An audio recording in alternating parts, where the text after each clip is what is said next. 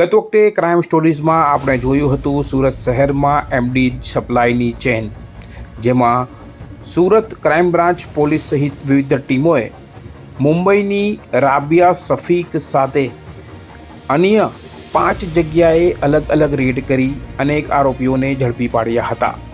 આ કડીમાં Surat crime branch police હવે વધુ આગળ વધી રહી છે અને સમગ્ર એમડી સપ્લાય નેટવર્કિંગનો પર્દાફાશ કરી રહી છે, જેમાં એક પછી એક આરોપીઓ હવે સુરત પોલીસને હાથ લાગી રહ્યા છે. જેમાં 25 જૂનના રોજ વધુ 3 આરોપીઓની સુરત ક્રાઇમ બ્રાન્ચ પોલીસે ધરપકડ કરી છે. જી હા, બિલકુલ.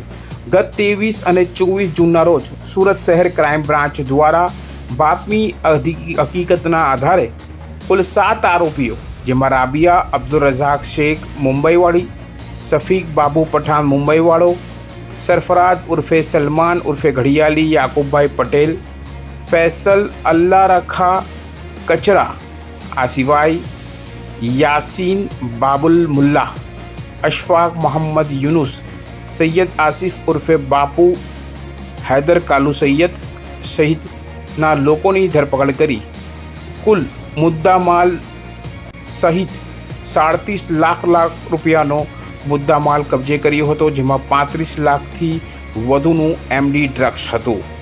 આ સિવાય સુરત પોલીસે આ લોકોની વધુ પૂછપરછ કરતા આ ગુનાઓમાં સંડોવાયેલા વધુ 3 આરોપીઓની 25 જૂનના રોજ અટકાયત કરવામાં આવી છે. હાજી, બિલકુલ, એક પછી એક સુરત ક્રાઇમ બ્રાન્ચ પોલીસ આ એમડીની ચેન જે છે તે ખોલી રહી છે, બેનકાબ કરી રહી છે. એક પછી એક આરોપી પકડાવવાના હવે શરૂ થઈ ચૂક્યા છે, જેમાં વધુ 3 આરોપીઓ, જેમાં મોહમ્મદ મોહસિન ઉર્ફે બાટલી ફારૂક શેખ, મોહમ્મદ સૈફ ઉર્ફે પઠાણ મોહમ્મદ સલીમ રૂમાલવાલા તથા આ સિવાયના જે 3 આરોપીઓ પૈકી મોહસિન ઉર્ફે બાટલી, આ તમામ જે આરોપીઓ છે તેમની કઈ રીતે ધરપકડ કરી છે. આ સિવાય યુસુફ ઉર્ફે યુસુફ ઘોડા, મિયા મોહમ્મદ શેખની પણ જે છે ધરપકડ કરાઈ છે. હવે થોડું એમનું બાયોડેટા પણ જાણી લઈએ કે આ જે 3 આરોપીઓની સુરત ક્રાઇમ બ્રાન્ચ પોલીસની ટીમે ધરપકડ કરી છે એ 3 નવા આરોપીઓ કોણ છે. તો પહેલાં છે મોહમ્મદ મોહસિન ઉર્ફે બાટલી ફારૂક શેખ. આ 33 વર્ષનો ડ્રાઈવર સૈયદ અકબર અલી મસ્જિદ એપાર્ટમેન્ટ, આંબા તલાવડી, કાલીપુલ, સલાબતપુરા વિસ્તારનો રહેવાસી છે, જેને સલાબતપુરા આંબાવાડી કાશીરામ જગદીશના ખાંચા પાસેથી 25 જૂનના રોજ સવારે 11:30 પણ પૂછપરછ કરતા તેણે અન્ય સહ આરોપી સૈફ ઉર્ફે પઠાણને વેચવા કરવા મુખ્ય આરોપી રાબિયાએ એમડી ડ્રગ્સનો જથ્થો મંગાવેલ હોવાની તેમજ અગાઉ પણ આરોપી પાસે ડ્રગ્સનો જથ્થો લાવી વેચાણ કરેલા હોવાનું ખુલ્યું હતું. જેમાં આ ગુનામાં આરોપી સૈફ ઉર્ફે પઠાણનું નામ ખુલવા પામેલ હોય અને ક્રાઇમ બ્રાન્ચ દ્વારા હવે સૈફ ઉર્ફે પઠાણ મોહમ્મદ સલીમ રૂમાલવાલા, કે જે નૂરાની એપાર્ટમેન્ટ સલાબતપુરા મચ્છી બજારનો રહેવાસી છે અને મૂળ ઇન્દોર મધ્યપ્રદેશનો રહેવાસી છે, તેની 25 જૂનના રોજ બપોરના 2:30 વાગે અઠવા લાઇન્સ પોલીસ સ્ટેશન વિસ્તારમાં કાદરસાની નાળ પાસે પૂછપરછ કરતાં તેણે ઘણા સમયથી એમડીનું છૂટક વેચાણ કરતા હોવાનું કબૂલ્યું હતું.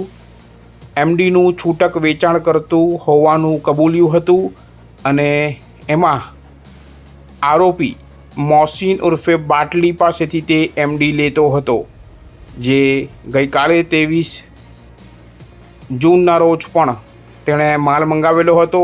આ હકીકત બાદ અન્ય એક આરોપી કે જે અશફાક મોહમ્મદ યુનુસ હોય, જેની આગળ અઠવા લાઇન્સ પોલીસ સ્ટેશનમાં ગુનો નોંધી ધરપકડ કરાઈ હોય અને એ ગુનામાં પકડાયેલ એમડી ડ્રગ્સનો જથ્થો તેના સસરા એવા વોન્ટેડ આરોપી યુસુફ ઘોડો, કે જે યુસુફ ઉર્ફે યુસુફ ઘોડા મિયા મોહમ્મદ શેખ 55 વર્ષીય આ આરોપી જરીકામનો ધંધો કરતો હોય અને સગરામપુરા ટપાલ મંડપની બાજુમાં નવી ઓલીનો રહેવાસી હોય.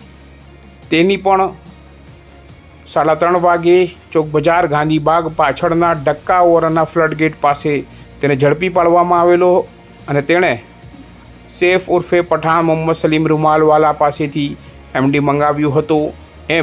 એમડી ડ્રગ્સની આ સમગ્ર ચેન છે જે મુંબઈથી ઓપરેટ થતી હતી. રાબિયા અને શફીક જેવા કુરિયરો સુરત રેલવે સ્ટેશન આવતા હતા અને એક પછી એક કઈ રીતે સુરતમાં આ ડ્રગ ડીલિંગ થતી હતી તેનું ક્રાઇમ બ્રાન્ચ એક પછી એક આરોપીઓની ધરપકડ પછી જે નામો ખુલી રહ્યા છે તેમાં હવે આ 3 નામ વધુ જોડાઈ ગયા છે. મોહસિન બાટલી, સૈફ પઠાણ રૂમાલવાલા અને યુસુફ ઉર્ફે યુસુફ ઘોડા.